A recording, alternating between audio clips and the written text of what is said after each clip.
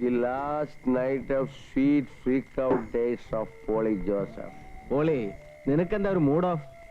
ആ പെണ്ണ് മനസ്സിന്ന് പോണില്ല. പോളി അവൾക്കറിയില്ല. വിട്ടേരെ, പുതിയൊരു ജീവിതം തുടങ്ങിയല്ലേ. കരണക്കുറ്റിക്കേറ്റ അടി ലൈഫിന്റെ ഒരു ടേണിംഗ് പോയിന്റ് ആയിട്ട് കരുതിയാ മതി. സൂസന്നയുടെ മോതിരം ഈ വിരലിൽ വീഴുന്നതോടെ പോളി ഒരു ജെന്റിൽമാൻ ആകും. അയ്യോ, അപ്പൊ ഏലിക്കുട്ടിയും ദമയന്തിയൊക്കെ തടയാനാണോ ഭാവം? ഒരു പുരുഷായുസ് മുഴുവൻ ഓർമ്മിക്കാനുള്ള അലവരായ തരങ്ങൾ ഞാൻ ചെയ്തു കൂട്ടി. എന്റെ കോട്ട കഴിഞ്ഞു.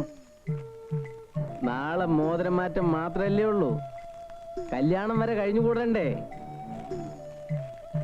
നാളത്തെ സൂര്യോദയം മുതൽ നിന്റെയൊക്കെ ധാരണ തിരിച്ചേണ്ടതാണ്.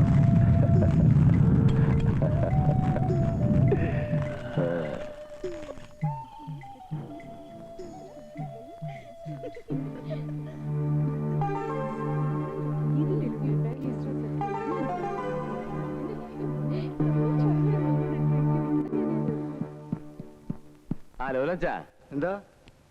നീ വേഗം പള്ളിയിലോട്ട് ചെല്ല്. ആ ജോസഫിനെയും കൂട്ടിക്കോ. കാലത്ത് കിടക്കരുതെന്ന് അവനോട് പ്രത്യേകം പറയണം കേട്ടോ.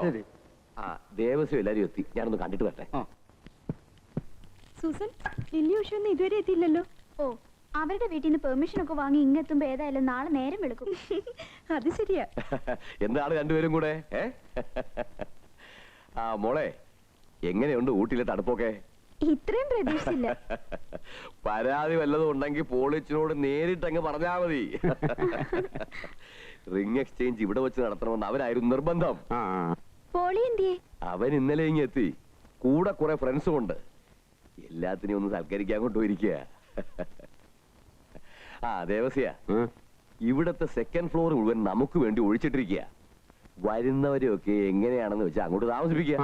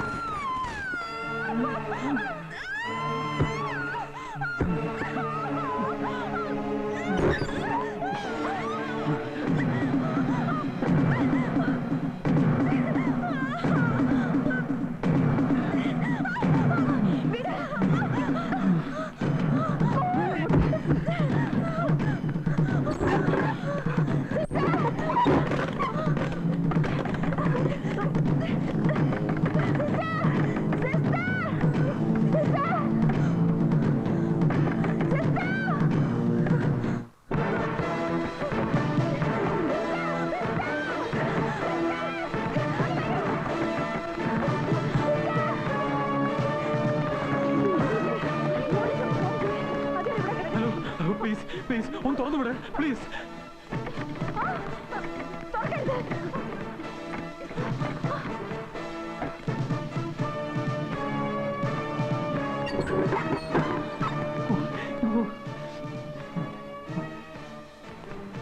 പോലീസിന് ഫോൺ ചെയ്തിട്ടുണ്ട്, ഇപ്പൊ എത്തും.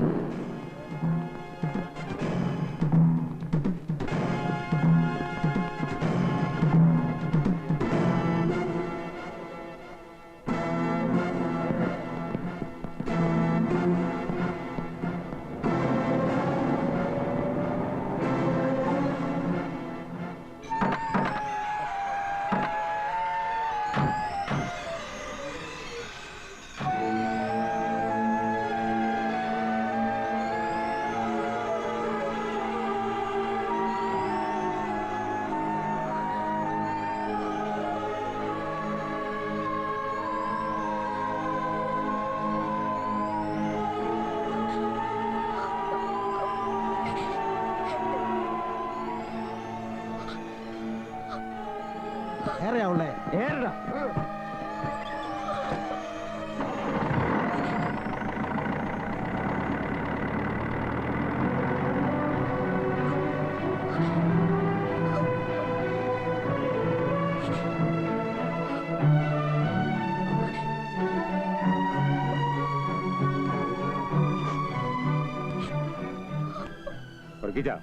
പള്ളിയിലേക്ക് ഇറങ്ങിയപ്പോഴേ വിവരം അറിഞ്ഞത്. എന്റെ മകളുടെ ജീവിതം എനിക്ക് വലുത്. ഈ ബന്ധം ഇനി വേണ്ട വർക്കിച്ച. അല്ല ദേവസ്വം, ഒന്നും പറയണ്ട, ഇത് നടക്കില്ല. കേറ്. സൂസൻ വാ. കുട്ടി വിഷമിക്കരുത്. ഇത് നടക്കാത്തത് കുട്ടിയുടെ ഭാഗ്യമായി കരുതിയാൽ മതി. ഒരുപക്ഷെ എല്ലാം കഴിഞ്ഞതിന് ശേഷമാണ് ഇങ്ങനെ സംഭവിച്ചിരുന്നെങ്കിൽ ജീവിതകാലം മുഴുവൻ വേദനിക്കേണ്ടി വരുമായിരുന്നില്ലേ?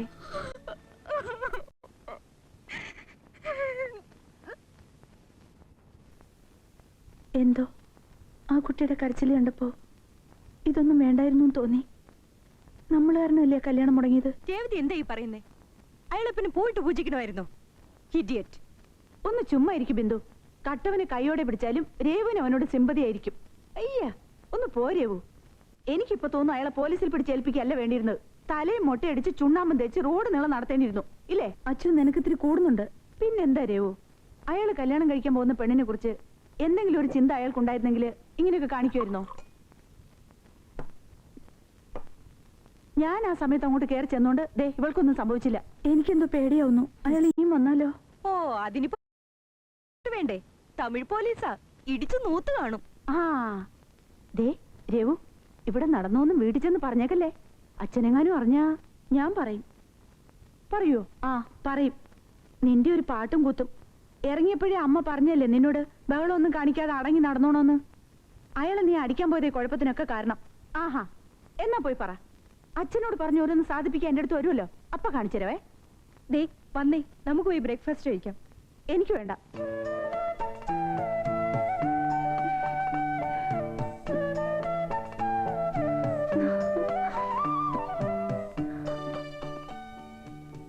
അപ്പോഴേക്കും എന്റെ ചക്കര ബുദ്ധൂസ് പിണങ്ങിയോ? പറയില്ല കേട്ടോ. ഓരോ തെറ്റ് നീ ചെയ്യുമ്പോഴും ഈ അപ്പച്ചനത് തിരുത്താൻ ശ്രമിച്ചിട്ടുണ്ട്. അപ്പോഴൊക്കെ നീ ആ തെറ്റുകൾ ആവർത്തിക്കുകയായിരുന്നു. പയ്യമോനെ, ഇനി എനിക്കെന്നല്ല ആർക്കും ആകില്ല നിന്നെ തിരുത്താൻ. ആ SIയുടെ കാല് പിടിച്ചിട്ടാണെങ്കിലും നിന്നെ ഞാൻ ഇറക്കിക്കൊണ്ടുവന്നത് അപ്പച്ചൻ ചെയ്യേണ്ടത് ചെയ്തില്ലെന്ന് ഒരിക്കൽ പോലും നിനക്ക് തോന്നരുത്. അതിനുവേണ്ടിയാ. മരിക്കാൻ നേരത്ത് നിന്റെ അമ്മച്ചിക്കൊരു പ്രതീക്ഷയുണ്ടായിരുന്നു. ഒരു വിവാഹത്തിലൂടെയെങ്കിലും നിനക്ക് മാറാൻ കഴിയുമെന്ന്. സാരമില്ല, നീ തെരഞ്ഞെടുത്ത വഴിയാണ് ശരിയെന്ന് നിനക്ക് തോന്നുന്നെങ്കിൽ അങ്ങനെ തന്നെ ആവട്ടെ. പക്ഷേ ഇന്നു മുതൽ നിനക്ക് ഈ അപ്പച്ചനുമില്ലെന്ന് കരുതിക്കോ. എനിക്കൊരു മകനും. അപ്പച്ച